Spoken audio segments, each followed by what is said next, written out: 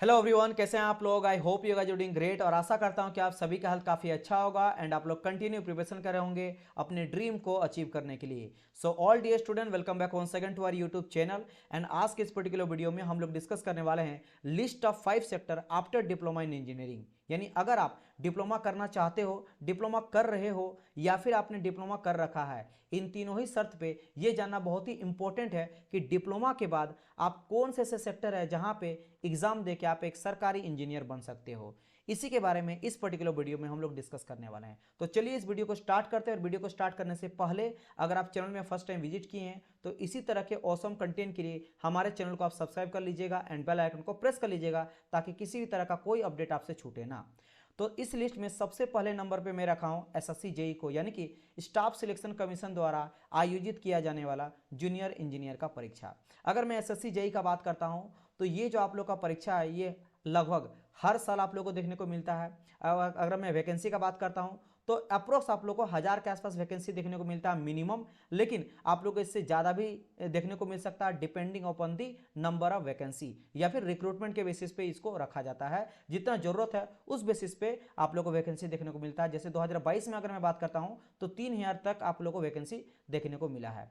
अगर आप SSC JE में जूनियर इंजीनियर बनना चाहते हो तो मिनिमम क्वालिफिकेशन हो जाता है डिप्लोमा, लेकिन अगर आपने बीटेक भी कर रखा है फिर भी आप इस एग्जाम में अपियर हो सकते हो और एक सरकारी इंजीनियर बन सकते हो। अगर बात करते हैं एग्जाम पैटर्न का तो एसएससी जेई का जो एग्जाम होता है इसमें दो आपका सीबीटी होता है।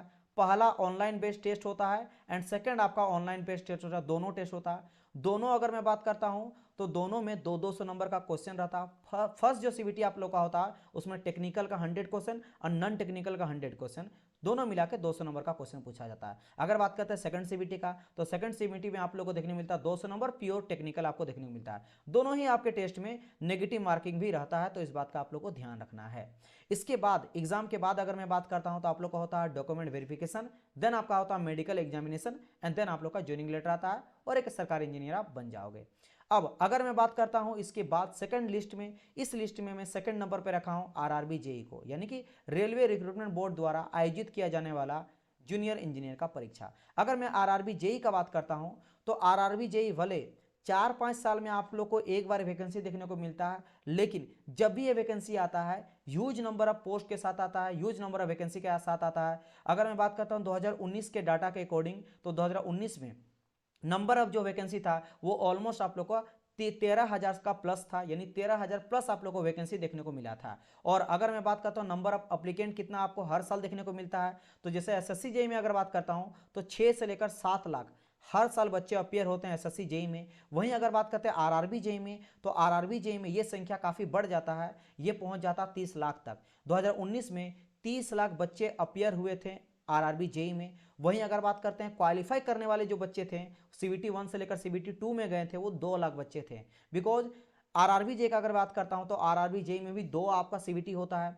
फर्स्ट सीबीटी का बात करते हैं तो उसमें मेरा नॉन टेक्निकल प्योर रहता है एंड सेकंड सीबीटी का अगर बात करते हैं तो इसमें टेक्निकल और नॉन टेक्निकल दोनों रहता है। और सेकंड सीबीटी में 15 गुना बच्चे सिलेक्ट किए जाते हैं, यानी अगर आप क्वालिफाई हो जाते हैं पहला सीबीटी में तो 15 गुना बच्चे को बुलाया जाता है। यानी कि अगर मैं 2019 का बात करता हूं तो जो बच्चे 30 लाख बच्चे अपियर हुए थे उसमें से 2 लाख बच्चे सेकंड सीबीटी में गए थे। और सेकंड सीबीटी क्वालिफाई करने के बाद आप लोग का होता है medical examination and document verification and then आप बन जाते हो एक सरकारी इंजीनियर रेलवे में।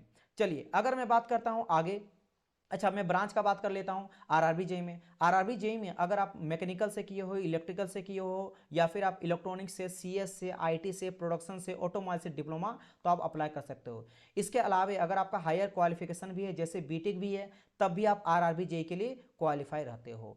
अगर मैं बात करता हूं इसके बाद थर्ड लिस्ट में तो इस नंबर में थर्ड लिस्ट में मैं रखा हूं आप लोग का पीएसयू। पीएसयू यानी कि पब्लिक सेक्टर अंडरटेकिंग। ये कंपनी जो होता है भारत सरकार के अंडर में काम करती है, जिसे अर्ध सरकारी कंपनी कहा जाता है। समय समय पे ये भी वैकेंसी आप लोग को देखने को मिलता है और मैं आपको बता देना चाहता हूं कि इसमें भी सारे वो सुख सुविधा मिलता है जो एक सरकारी इंजीनियर को मिलता है। इसके अलावा इसमें आपको प्रमोशन भी बहुत फास्ट देखने को मिलता है और इसमें आप लोग को कई सारा ऐसा सैलरी है जो आप लोग को एडिशनल मिल जाता है, अलाउंसेस मिलता है, जिससे आप लोग को सैलरी बहुत अच्छा देखने को मिलता है। अगर मैं बात करता हूँ पीएसयू में तो पीएसयू में कई सारे ऐसे बच्चे हैं जो गेट के बाद भी क्वालिफाई, गेट के बाद वो जाते हैं एग्जाम में, यानी कि गेट नंबर में उन लोग का सिलेक्शन होता है। लेकिन अगर आपने डिप्लोमा कर रखा है तो 4 से लेकर 5 साल के बाद इसमें प्रमोशन होके आप एक ए ग्रेड का मैनेजर बन सकते हो, जो कि बीटेक वाले बच्चे जो डायरेक्ट गेट के थ्रू जाते हैं उसके लेवल आप कर सकते हो। अगर मैं बात करता हूँ टॉप मोस्ट पीएसयू कंपनी, तो इसमें कई सारे ऐसे कंपनी हैं जो आ जाती हैं। जैसे अगर मैं बात करता हूं आप लोग का भारत पेट्रोलियम कॉर्पोरेशन लिमिटेड यानी कि बीपीसीएल, एनटीपीसी यानी कि नेशनल थर्मल पावर कॉर्पोरेशन आ जाएगा। इसके बाद करेंगे एचएएल यानी कि आपका हो गया हिंदुस्तान एरोनॉटिक्स लिमिटेड आ गया।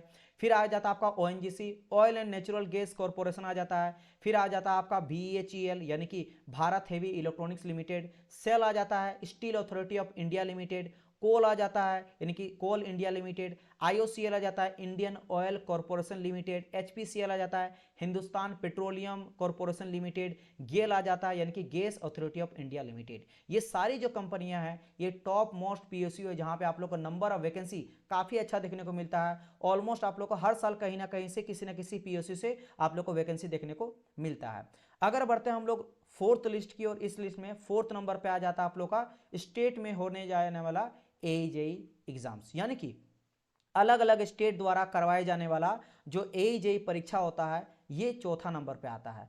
अगर मैं बात करता हूं कई सारे ऐसे स्टेट हैं तो जो रेगुलर बेसिस पे पर ईयर बेसिस पे वैकेंसी को रिक्रूट करती है। इसमें कुछ टॉप मोस्ट अगर मैं बात करता हूं ऐसे आपका एजेई जो स्टेट में निकाला जाता है, जो आप लोग को बहुत अच्छा नंबर ऑफ वैकेंसी देखने को मिलता है, जिसमें आपका आ जाता है यूपी ट्रिपल एससी, एमपी सब इंजीनियर, या फिर मैं बात करता हूँ यूपी आरवीएनएल हो गया।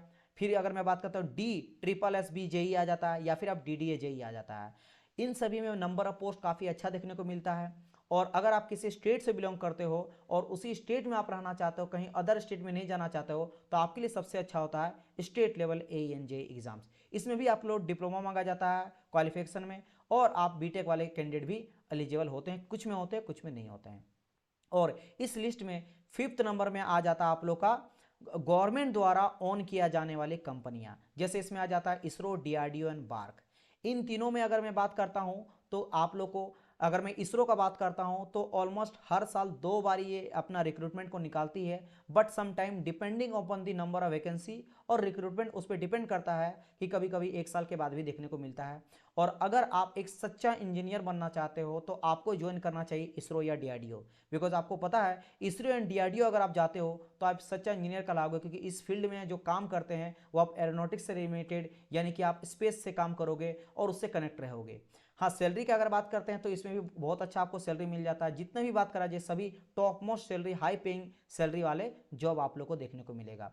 अब इसके अलावे जैसे मैंने कहा स्टेट वाले में मैंने बात करा था, स्टेट वाले में कई सारा और भी ऐसा होता है। स्टेट में मैंने यहाँ पे टॉप यहाँ पे 4-5 के बारे में डिस्कस करा है। जैसे आपका यूपी ट्रिपल एससी हो गया, Uttar Pradesh staff selection commission द्वारा आयोजित किया जाने वाला जेई का एग्जाम। फिर अगर बात करते हैं एमपी के द्वारा आयोजित किया जाने वाला सब इंजीनियर का एग्जाम। इसके द्वारा यूपी के द्वारा आयोजित किया जाने वाला यूपी आरवीएनएल का एग्जाम, जो होता है बेसिकली उत्तर प्रदेश राज्य विद्युत उत्पादन निगम लिमिटेड आ जाता है। फिर D triple S B JE यानी कि Delhi subordinate service selection board, और लास्ट डीडीए जेई यानी कि दिल्ली डेवलपमेंट अथॉरिटी। ये कुछ टॉप मोस्ट है, लेकिन इसके अलावे अलग अलग स्टेट जैसे आपका यूपी हो गया, एमपी हो गया, महाराष्ट्र हो गया, झारखंड हो गया, बिहार हो गया, असम हो गया, जम्मू कश्मीर हो गया, तमिलनाडु हो गया, हर एक स्टेट में जेई एंड एई का वैकेंसी निकलता है। और आप डिप्लोमा अगर आप किए हो तो अप्लाई करके आप एग्जाम देके आप सरकारी इंजीनियर बन सकते हो। तो ये कुछ आप लोग के टॉप 5 सेक्टर हैं जहां आप डिप्लोमा के बाद एक सरकारी इंजीनियर बन सकते हो। अगर आपको जानना है कि सर मेरा स्ट्रीम ये है, लाइक मेरा ब्रांच है मैकेनिकल, सिविल या इलेक्ट्रिकल, तो अगर मेरा मैकेनिकल ब्रांच है तो मुझे बताइए सर किस किस सेक्टर मेरे लिए ज़्यादा फेवरेबल है, किस किस सेक्टर में जाना चाहिए, किस किस ऑर्गेनाइजेशन में मुझे ज़्यादा अपॉर्चुनिटी मिलता है जॉब का। सिमिलरली अगर आप सिविल से हो, इलेक्ट्रिकल से हो, सीएस से, आईटी से हो, तो आप लोग को कमेंट करना है, उसके रिगार्डिंग में वीडियो आप लोग के लिए बना दूंगा। इस वीडियो में को देखने के लिए थैंक यू सो मच, और हमारे चैनल में जुड़े रहिएगा ताकि इसी तरह का वीडियो आप लोग को मिलते रहे। Thank you so much for watching.